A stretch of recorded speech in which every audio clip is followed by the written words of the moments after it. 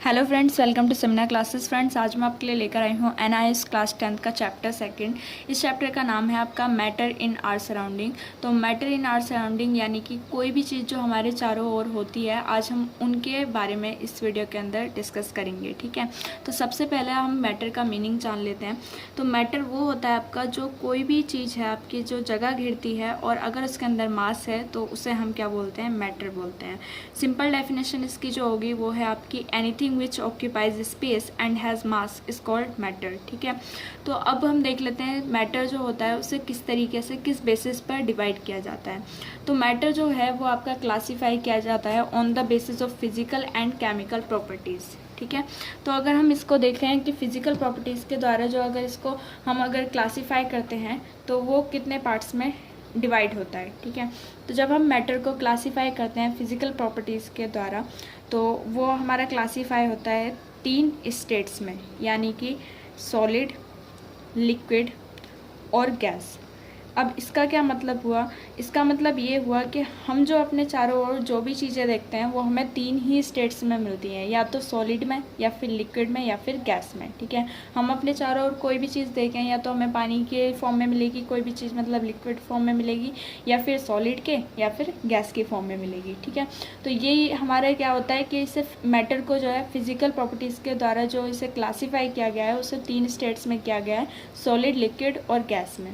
ठीक है, तो अब हम इन तीनों चीज़ों की इन तीनों स्टेट्स की अब हम कैरेक्टरिस्टिक्स को देख लेते हैं। तो इसे हम एक टेबल की हेल्प से स्टडी करेंगे। तो फ्रेंड्स, आप जैसे कि यहाँ पे देख सकते हैं लिखा हुआ है different characteristics of 3 states of matter. ठीक है, मैटर की 3 स्टेट्स के यहाँ पे हमें अलग अलग कैरेक्टरिस्टिक्स को देखने को मिलेंगे। ठीक है, तो सबसे पहले हम देख लेते हैं मैटर की जो 3 स्टेट्स हैं वो हैं आपकी सॉलिड, लिक्विड और गैस। अब हमें ये देखना है कि इनको हम किस तरीके से पहचान सकते हैं कि कौन सी चीज़ आपकी सॉलिड है और कौन सी चीज़ आपकी लिक्विड है और कौन सी चीज़ आपकी गैस है। ठीक है, तो अब हम देख लेते हैं यहाँ पे इनके प्रॉपर्टीज़ को। ठीक है, कैरेक्टरिस्टिक्स को। तो सबसे पहला है यहाँ पे वॉल्यूम। तो वॉल्यूम किस तरीके का होता है आपका सॉलिड का और लिक्विड का और गैस का। तो जो सॉलिड होते हैं उनके जो वॉल्यूम होता है वो फिक्स्ड वॉल्यूम होता है और उसी तरीके से जो वॉल्यूम है लिक्विड का वो भी फिक्स होता है, लेकिन जो आपका गैस है उसका जो वॉल्यूम है वो फिक्स नहीं होता। ठीक है, अब नेक्स्ट जो प्रॉपर्टी है यानी कि नेक्स्ट जो कैरेक्टरिस्टिक है वो है इसकी डेंसिटी। डेंसिटी का सिंपल मीनिंग है आपका घनत्व, यानी कि कोई भी चीज़ कितनी उसके अंदर भारीपन है। सिंपल जो सॉलिड होते हैं उनकी जो डेंसिटी होती है वो क्या होती है आपकी हाई होती है, क्योंकि जो इसके इंटरमोलिकुलर स्पेस होती है, जो एटम्स के बीच में जो इंटरमोलिकुलर स्पेस होती है वो बिल्कुल लो होती है। ठीक है, क्योंकि जो इसके एटम्स होते हैं वो एक दूसरे से बिल्कुल टाइटली पैक्ड होते हैं। इसी वजह से जो सॉलिड होते हैं उनका जो वेट होता है वो काफ़ी ज़्यादा होता है एज़ कम्पेयर टू लिक्विड और गैस। ठीक है, तो इसकी जो सॉलिड की डेंसिटी है वो काफ़ी ज़्यादा हाई होती है, लेकिन जो लिक्विड है, लिक्विड की जो डेंसिटी है वो एज़ कम्पेयर टू सॉलिड जो होती है वो लोअर होती है, यानी कि कम होती है। लेकिन गैस के कंपैरिजन में जो लिक्विड की डेंसिटी है वो ज़्यादा होती है और गैस की जो आपकी डेंसिटी है वो बहुत ही कम होती है, क्योंकि इसके अंदर एटम्स पाए जाते हैं उनके बीच में जो इंटरमोलिकुलर स्पेस होता है वो बहुत ज़्यादा होता है, तो जिसकी वजह से इसका वेट जो है वो बहुत कम होता है। ठीक है, तो जो गैसेस होती हैं इनके अंदर की जो डेंसिटी है वो काफ़ी ज़्यादा लो होती है। ठीक है, अब नेक्स्ट है आपका शेप। तो सॉलिड जो होता है इसका डेफिनेट शेप होता है। ठीक है, जो सॉलिड है, जैसे मान लीजिए आपका टेबल है कोई, तो अगर आप उसे फर्श पे रखोगे या फिर उसे बेड पे रखोगे वो वैसा के वैसी ही शेप में रहेगा। ऐसा नहीं है कि वो बेड पर मतलब कि लंबा हो जाए और फर्श पे वो छोटा हो जाए, नहीं, ऐसा नहीं होता। ठीक है, सिंपल क्या होता है कि इसमें आपका जो सॉलिड है वो जहाँ पर भी रखा रहेगा, जहाँ पे भी आप उसे उठा के रखोगे उसकी जो शेप होगी वो बिल्कुल फिक्स रहेगी। और जो आपका लिक्विड होता है उसकी जो शेप होती है वो डेफिनेट नहीं होती है। मान लीजिए अगर आपने ग्लास में पानी भरा है तो आप अगर ग्लास से पानी अगर लौट कर उसे कटोरी में करते हो तो वो कटोरी की शेप ले लेगा। ठीक है, या फिर अगर आप प्लेट में करते हो तो वो प्लेट की शेप ले लेगा, और प्लेट से उठा के आप अगर उसे कप में करते हो तो वो कप की शेप ले लेगा। ठीक है, तो जो लिक्विड होते हैं उनकी कोई भी फिक्स शेप नहीं होती है, जिस कंटेनर में आप डालोगे उसको वो उसी तरीके से अपनी शेप ले लेगा। अब इसी तरीके से होता है आपका ये ये जो है गैस जो होता है इसकी भी डेफिनेट शेप नहीं होती है। अगर आप इसे बलून में भरोगे तो ये बलून की शेप ले लेगा, ठीक है। बॉल में भरोगे तो आप ये बॉल की शेप ले लेगा, ठीक है। तो इसलिए जो गैस होती हैं और लिक्विड होती हैं इनकी कोई डेफिनेट शेप नहीं होती। जिस कंटेनर में इनको डाला जाता है वो उन्हीं की शेप ले लेते हैं। अब है आपका फ्लूइडिटी, यानी कि कोई चीज़ बह सकती है या नहीं, यानी कि सॉलिड जो होते हैं वो आपके फ़्लो नहीं हो सकते। अगर आपने कहीं पे फर्श पे बर्फ़ की सिल्ली डाल दी या फिर आपने छोटे छोटे लकड़ी के टुकड़े डाल दिए तो वो फ़्लो नहीं हो सकते, ठीक है। लेकिन जो आपका लिक्विड होगा वो आपका फ़्लो हो जाता है स्मूथली, और गैसेस भी बिल्कुल आसानी से फ़्लो हो जाती हैं। जैसे कि सिंपल इसका लिक्विड का एग्जांपल ले लेते हैं हम, तेल का। तेल अगर आप डालोगे तो वो पूरे में फैल जाएगा या फिर फर्श पे, या फिर अगर आप पानी डालोगे तो वो भी फैल जाएगा फर्श पे, है ना। तो ये जो चीज़ें होती हैं इनके जो फ्लूइडिटी होती है वो काफ़ी ज़्यादा होती है, ये फ़्लो हो जाते हैं आसानी से जो लिक्विड और गैस होते हैं। लेकिन जो सॉलिड होता है ये फ़्लो नहीं हो पाता, ठीक है। अब है आपका कंप्रेसिबिलिटी। कंप्रेसिबिलिटी जो होती है यानी कि किसी चीज़ को हम प्रेस करके उसे और छोटा कर सकें, तो ये जो होती है कंप्रेसिबिलिटी सॉलिड के अंदर बिल्कुल लो होती है। क्यों लो होती है? क्योंकि इसके एटम्स के बीच में जो इंटरमोलिकुलर स्पेस है वो बिल्कुल जीरो होता है, यानी कि उसे हम आगे बिल्कुल भी कंप्रेस कर ही नहीं सकते, उसे बिल्कुल दबा ही नहीं सकते। या फिर आप कभी लकड़ी के टेबल को दबा के उसे छोटा कर सकते हो? नहीं कर सकते, ठीक है। तो क्या है कि जो आपका सॉलिड है उसकी कंप्रेसिबिलिटी क्या होती है, बिल्कुल नेग्लिजिबल होती है, बिल्कुल ना के बराबर होती है, ठीक है। और जो आपका लिक्विड है उसमें थोड़े चांसेस होते हैं कि उसको हम कंप्रेस कर सकते हैं, लेकिन जो गैसेस होती हैं वो बहुत ज़्यादा हाईली कंप्रेसिबल होती हैं, ठीक है। तो जो कंप्रेसिबिलिटी होती है वो लिक्विड में कैसी होती है? बहुत कम होती है, और गैसेस में बहुत ज़्यादा होती है, और सॉलिड में बिल्कुल कम होती है, ठीक है। मतलब बिल्कुल ना के बराबर, एक तरीके से है ही नहीं, ठीक है। तो ये आपके डिफरेंट कैरेक्टरिस्टिक्स हैं मैटर के 3 स्टेट्स के।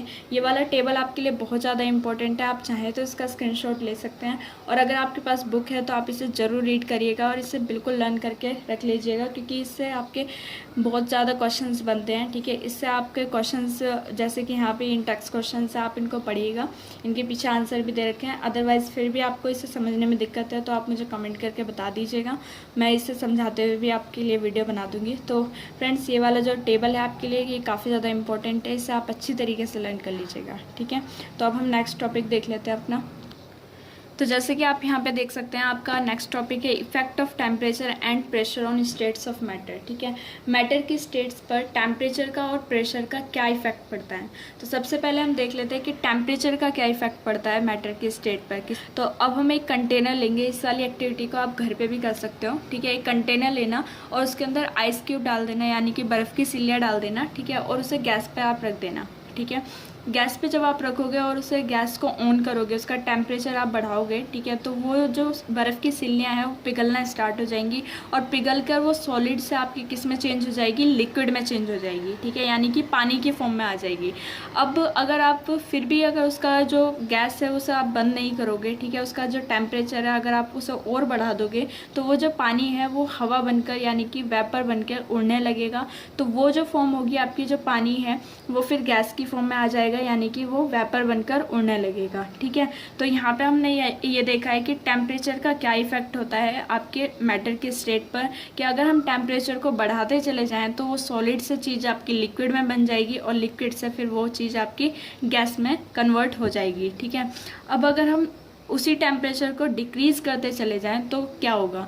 जो गैसेस हो गया अगर हम उसके टेम्परेचर को डिक्रीज़ कर दें तो वो क्या होगा? आपका लिक्विड बन जाएगा, और अगर लिक्विड को हम अगर उसका टेम्परेचर डिक्रीज़ कर दें तो वो चीज़ आपकी क्या हो जाएगी? सॉलिड हो जाएगी, ठीक है। अगर आप लिक्विड को फ्रिज में रखते हो, ठीक है, तो उसका टेम्परेचर तो डिक्रीज़ हो ही रहा है, तो वो क्या होगा? आपका सॉलिड में कन्वर्ट हो जाएगा, ठीक है। तो ये आपका टेम्परेचर का इफेक्ट है आपके स्टेट्स ऑफ मैटर पे। तो अब हम ये देख लेते हैं कि अगर आपका सॉलिड से कोई चीज़ लिक्विड में चेंज हो रही है तो उसे हम क्या बोलते हैं? सॉलिड से अगर कोई चीज़ आपकी लिक्विड में चेंज हो रही है तो उसको बोलते हैं हम मेल्टिंग।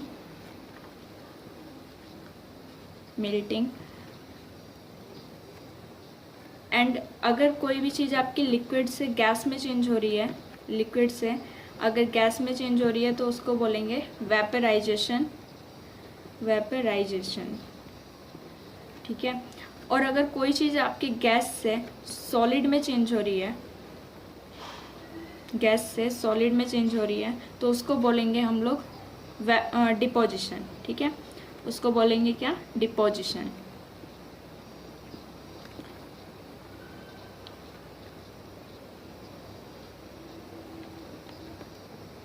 उसको क्या बोलेंगे, गैस से अगर कोई चीज़ सॉलिड में चेंज हो रही है तो उसको बोलेंगे हम डिपोजिशन।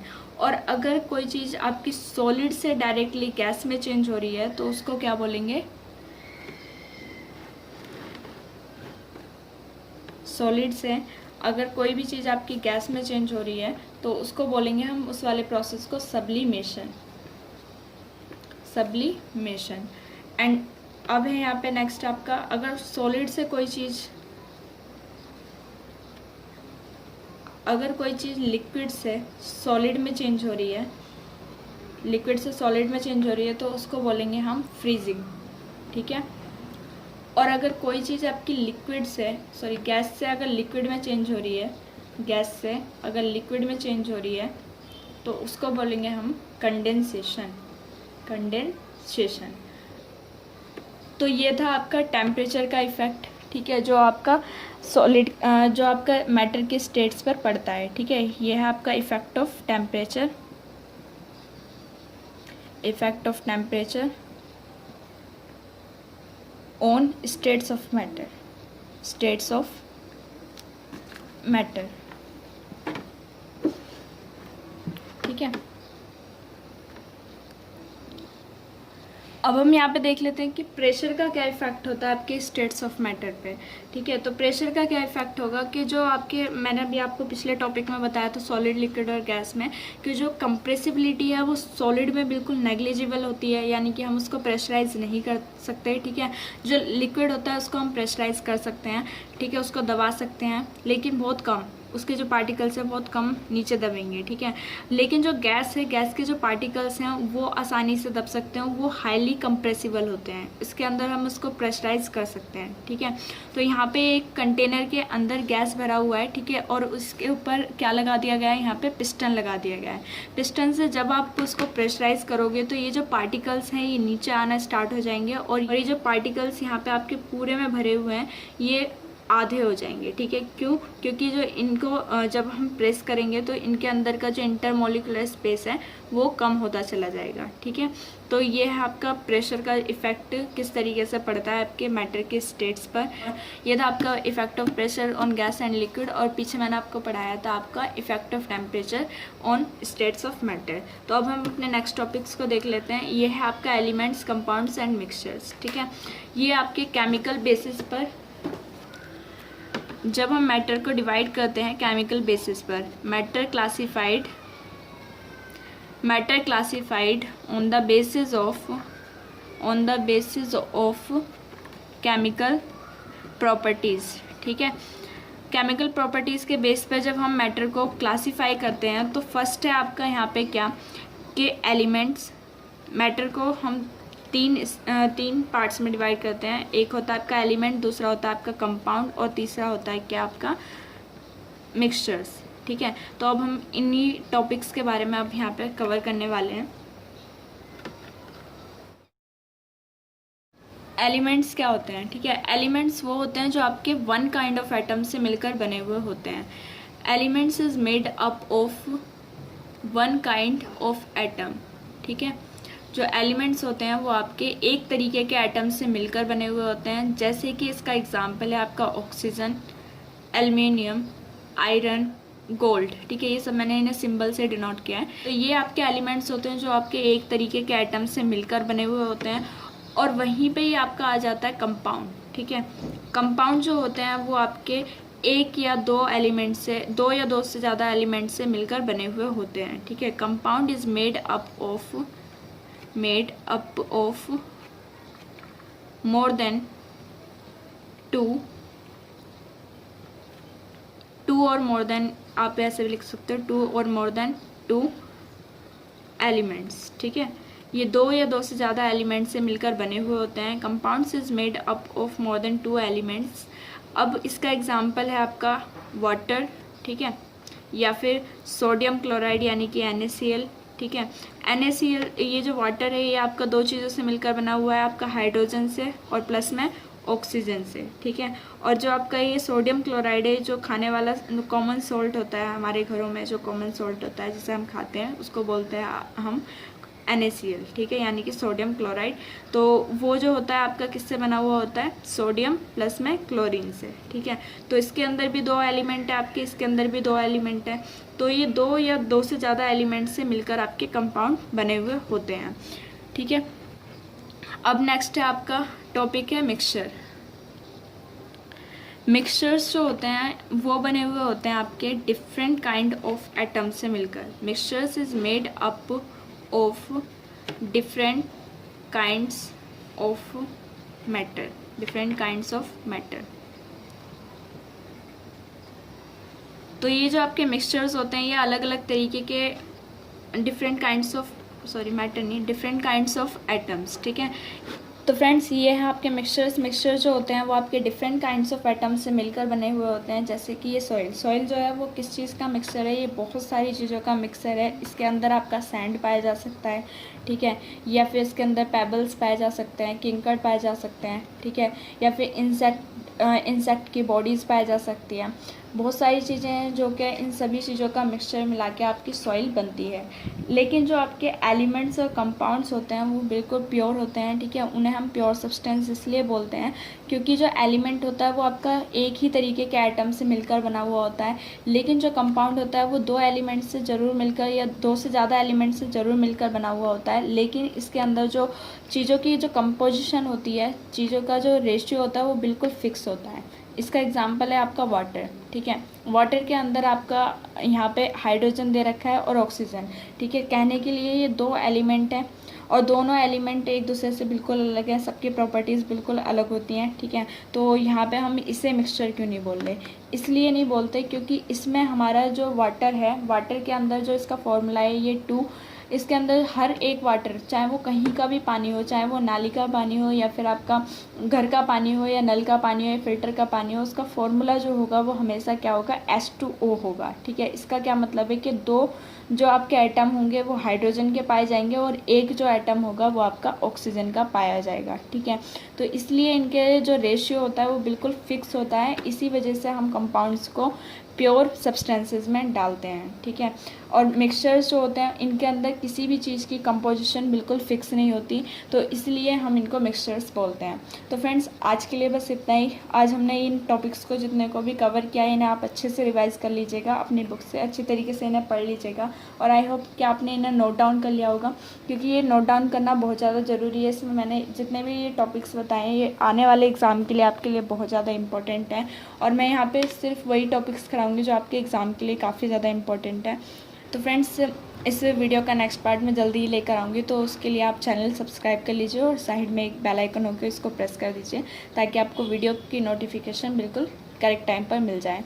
और फ्रेंड्स अगर ये वीडियो आपको पसंद आई हो तो इसे लाइक कर दीजिएगा और अपने दोस्तों के साथ ज़रूर शेयर कर दीजिएगा। मैं हर वीडियो के अंदर ये शेयर करने के लिए इसलिए बोलती हूँ क्योंकि जो स्टूडेंट्स हैं ना इसके वो बहुत ज़्यादा हैं और इनके लिए वीडियो लेक्चर्स बहुत कम हैं, तो मैं ज़्यादातर कोशिश करूँगी कि ज़्यादा से ज़्यादा वीडियो लेक्चर्स को यहाँ पे अपलोड कर सकूँ।